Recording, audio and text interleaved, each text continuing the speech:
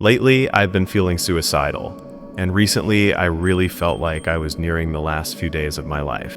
This feeling stems from a sense of loss, where I feel like my life is stagnant. I had a lot of dreams and desires for when I finished school, but the harsh reality of the world makes that seem impossible. While searching for something to watch to ease my mind, I stumbled across the movie Colorful. I didn't watch Colorful at a good time in my life. I watched it when everything felt dull. Not dramatic, not explosive, just empty. Like I was moving through life on autopilot, not really feeling anything except this constant weight in the background.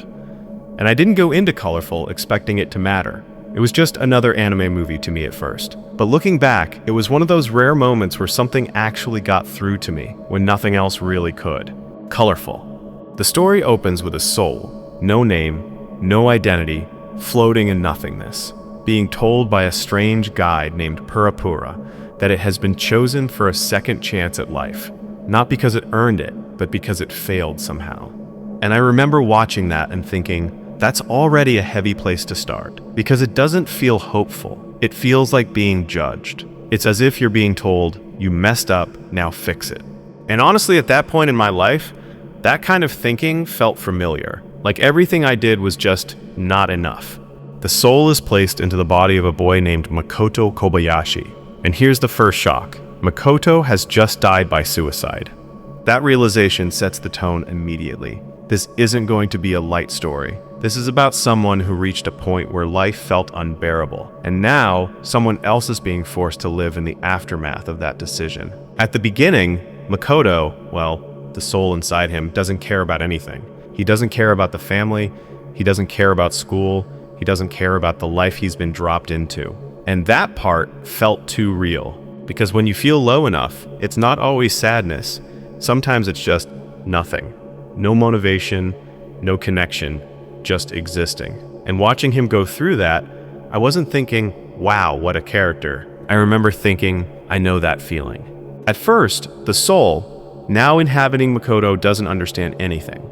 He doesn't know Makoto's life, his relationships, or what drove him to that point. All he knows is that he's been told to figure out the greatest sin he committed in his previous life. But here's the twist. As he lives Makoto's life, that question starts to blur, because Makoto's world is complicated. As the story continues, we start seeing Makoto's life for what it really is. A family that looks normal on the outside but feels completely disconnected on the inside. A mother who doesn't really see him. A father who's barely present. A brother who seems perfect but feels distant. It's not your dramatic, abusive household shown in most cases. Then there's school, bullying, isolation, being treated like you don't belong anywhere. And again, it wasn't just the events, it was the feeling behind them. That sense that you're out of place in your own life, that everyone else seems to understand something you don't. But the movie doesn't stop there. As Makoto continues living, he starts uncovering more painful truths. He learns that his mother is having an affair. He learns that his perfect older brother has his own hidden struggles. He reconnects with a girl named Hiroka, who is dealing with her own trauma and survival in ways that society judges harshly. And suddenly, the world that once seemed simple, like everyone else has it together and I don't, completely falls apart. Because no one has it together. Everyone is carrying something. And that realization, it's uncomfortable, but it's also important. It completely breaks that illusion that everyone else has their life together. And I needed that.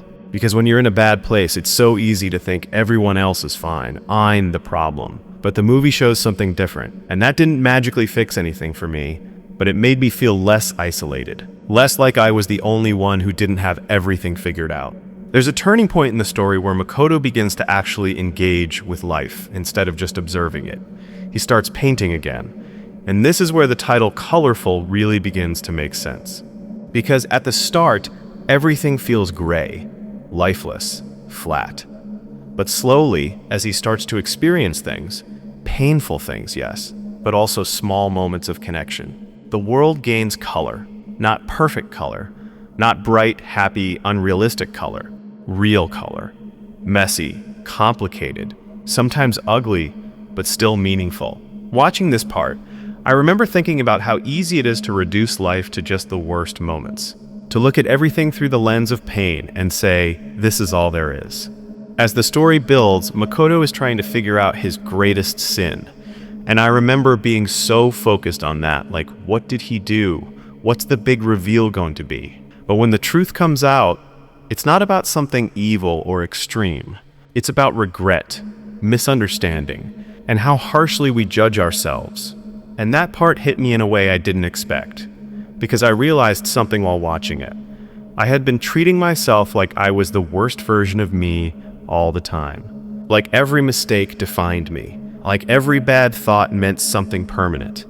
And the movie challenges that. Not by saying you're perfect, but by saying you might not be seeing the full picture. He finally learns the truth about the heavy burden he carries. And it's not what you'd expect.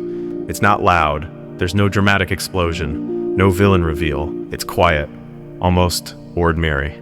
He realizes that the weight he was running from was entirely born from his own mind. He realizes that in his darkest moments, he completely misread everything. He believed he was hated. He believed he didn't matter. He believed the people around him didn't care. And because of that, a devastating choice was made that couldn't be taken back. But the truth was that the darkness lied to him, not completely, but enough. Enough that if he had seen things just a little differently, things could have gone another way. And that's the real tragedy. Not being evil, not hurting people on purpose, but misunderstanding your own life so deeply that you give up on it. The realization is deeply tied to regret, misunderstanding, and the way we judge ourselves far more harshly than anyone else ever could. And that's when everything clicks. The second chance wasn't just about punishment or redemption. It was about perspective, about seeing life not as a single moment of failure, but as a whole complicated experience. After the movie ended, nothing in my life had changed. Same environment, same problems, same thoughts still in the background. But something in the way I saw those thoughts had shifted, just slightly. And that slight shift mattered more than I expected, because before that, everything felt final, like the way I felt was the truth, the only truth. But Colorful made me question that. It made me think, what if this isn't the full story? What if I'm only seeing one version of things? And that didn't solve everything, but it gave me something I didn't have before. A pause, a moment between a thought and believing it. And sometimes, that's enough to keep going. Not forever, not perfectly, but just for one more day.